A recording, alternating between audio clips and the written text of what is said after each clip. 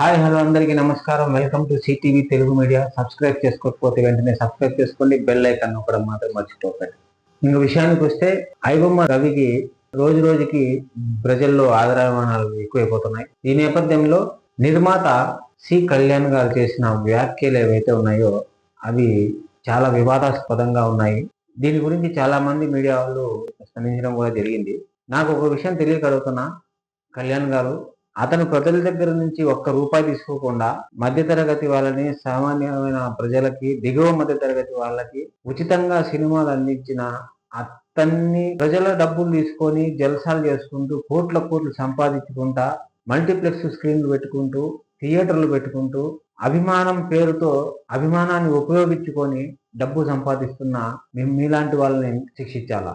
మీకు తెలియట్లేదు మీరు చేస్తున్నది. మధ్య తరగతి తల్లిదండ్రుల ఘోష మీకు తగులుతా ఉంది. ఈరోజు వాళ్ళ పిల్లలు వాళ్ళ అభిమాన హీరో సినిమాకి వెళ్ళడానికి వాళ్ళను ఎంతగా వేధించి ఆ డబ్బులు తీసుకొచ్చి మీకు ఇస్తున్నారో మీకు తెలియట్లేదు. అది దానికోసం గవర్నమెంట్ కూడా జీవోలు పాస్ చేస్తుంది. మీకు ఎవరు అడిగారయ్యా మిమ్మల్ని 300 కోట్లు 400 కోట్లు 1000 కోట్ల సినిమాలు తీయమని? మీ పవర్ చూపించుకోవడానికి మీరు తీస్తున్నారు సినిమాలు.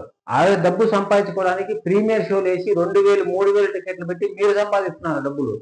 ఆ 2000 తీసుకొచ్చి ఇవ్వడానికి వాడు వాళ్ళ ఇంట్లో వాళ్ళ తల్లిదండ్రుల్ని ఎంతగా వేధిస్తుంటాడు, ఎంత బాధ పెడుతుంటాడు, ఎంత ఇబ్బందికి గురి చేస్తూ ఉంటాడు.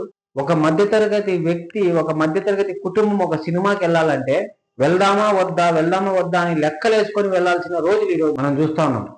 ఇలాంటి సిచ్యువేషన్ తెప్పించింది మీరు. ఒకంతకు సజ్జనార్ గారికి థ్యాంక్స్ చెప్పాలి. ఎందుకంటే ఐబొమ్మ రవిని పట్టుకోవడం వల్ల చాలా మంది యువతకు ఈ రోజు కనువిప్పు కలిగింది. 20% అయినా కనువిప్పు కలిగింది.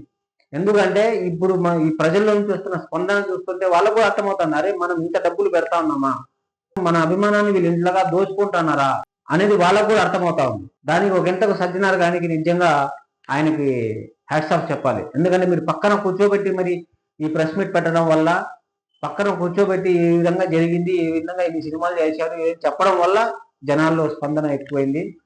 జనాల్లో వాళ్ళకు ఒక చైతన్యం అనేది మొదలైంది. ఈ చైతన్యాన్ని తీసుకొచ్చడానికి మూల కారణం పోలీసు వారికి చాలా ధన్యవాదాలు తెలుపుకుంటున్నాను. మీరు కనుక అతన్ని పట్టుకోకపోయి ఉంటే ఈ మాఫియా ఇంకా రన్ అయ్యేది. మీరు అనుకుంటున్నారు రవిది ఒక మాఫియా, రవిని అరికడుతున్నామని, కానీ మీరు పట్టుకున్నది, ప్రజల్లోకి తీసుకొచ్చింది సినిమా మాఫియాని. ఈ ప్రజల స్పందనతో బయటపడింది వాళ్ళ మాఫియా. ఆ మాఫియాని తీసుకురావడం వల్ల ప్రజల్లో చైతన్యం మొదలైంది. ఆ చైతన్యాన్ని చూసి ఆ చైతన్యవంతులైన కొద్దిపాటి యువతన్న మారుతుందని మేము ఆశిస్తా ఉన్నాం. సి కళ్యాణ్ గారి వ్యాఖ్యలను మాత్రం మేము తీవ్రంగా ఖండిస్తా ఉన్నాం. ఎందుకంటే సి కళ్యాణ్ గారు అన్న మాటలకి ఎందుకు అనాల్సి వచ్చిందంటే కడుపు మంటతో మాట్లాడుతున్నాము అని చెప్పి ఆయన అంటారు. ఎవరికండి కడుపు మండాల్సింది? మీకు ఆ కడుపు మండాల్సింది. కడుపు మండాల్సింది సామాన్య ప్రేక్షకుడికి, సామాన్య ప్రజలకి కడుపు మండాలా, మధ్యతరగతి వ్యక్తికి కడుపు మండాలా? ఎందుకంటే మీ సినిమాకు ఒక ఫ్యామిలీని తీసుకోవాలంటే వాళ్ళు లెక్కలు వేసుకొని మీ సినిమాకి రావాల్సిన పరిస్థితి తీసుకొచ్చారు. మీరు అంతా పెద్ద పెద్ద ప్రొడ్యూసర్ కలిసి వాళ్ళ కడుపు మండాలా.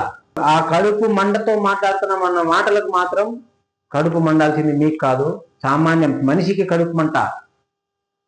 నువ్వు చెప్పుకోవడానికి నీ సినిమాలు ఏవి పెద్దగా ఉన్నాయా? ఇది నీ కడుపు మంట.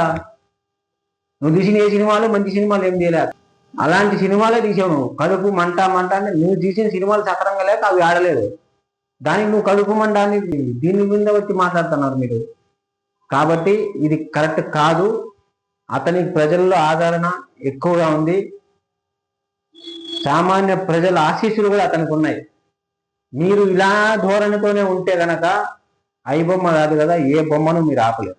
దయచేసి మీరు ఇలాంటివన్నీ గ్రహించి, ఇవన్నీ జరగడం వల్ల మా అభిమాన హీరో వల్ల మన కుటుంబాలు, మా తల్లిదండ్రులు ఇలా ఆలోచిస్తున్నారా, ఇలా అయిపోతున్నారా అని కొంతమంది యువత మారుతారని చెప్పి అభిమానించాలి, పిచ్చిగా ప్రేమించకూడదు. మీ ప్రేమను, మీ అభిమానాన్ని వాళ్ళు కోట్లు వాళ్ళు సంపాదించుకుంటున్నారు. మీరేమో ప్రేక్షకుడుగానే అలానే ఉండిపోతున్నారు, అలానే మిగిలిపోతున్నారు. కానీ మీరు అభిమానించే హీరో మాత్రం రెమ్యునరేషన్ సినిమాకి పెంచుకుంటూ పోతా ఉన్నారు.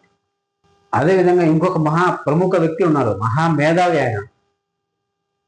ఆయన ఎవరో కాదు, మన ఆర్జీవి గారు. ఆయన అంటాడు ఒక ఇంటర్వ్యూలో, ఒక వస్తువు కొంచెం కోటింగ్ వేస్తాను, ఈ కోటింగ్ చేసినప్పుడు దీని విలువ ఎంత అని నేను డిసైడ్ చేస్తాను, ఆ రేట్ డిసైడ్ చేసుకునే హక్కు ఆ తయారు చేసిన వ్యక్తికి ఉంటుంది, కొంటారా కొనరా అనేది మీ విషయం, అది మీ ఇష్టం అని. మీరు చెప్తుంది ఒక వస్తువు అమ్మే కొనడం గురించి మాట్లాడుతున్నారు. ఇక్కడ జరుగుతుంది ఒక ఎంటర్టైన్మెంట్, ఒక వినోదం సంబంధించింది. అంటే నీ ఇష్టం ఉంటే చూడు లేదంటే చూడకపో అని మీరు ఇండైరెక్ట్ గా అంటున్నారో ఏమంటున్నారో తెలియట్లేదు. ఇంకొక ఇంటర్వ్యూలో అదే ఆర్జీవి గారు మూవీ రూల్స్ నేను సినిమా చూస్తాను తప్పేంటి అని అంటున్నారు. దయచేసి ఆలోచిస్తారని చెప్పేసి ఆశిస్తున్నాను. నమస్తే, జై హింద్.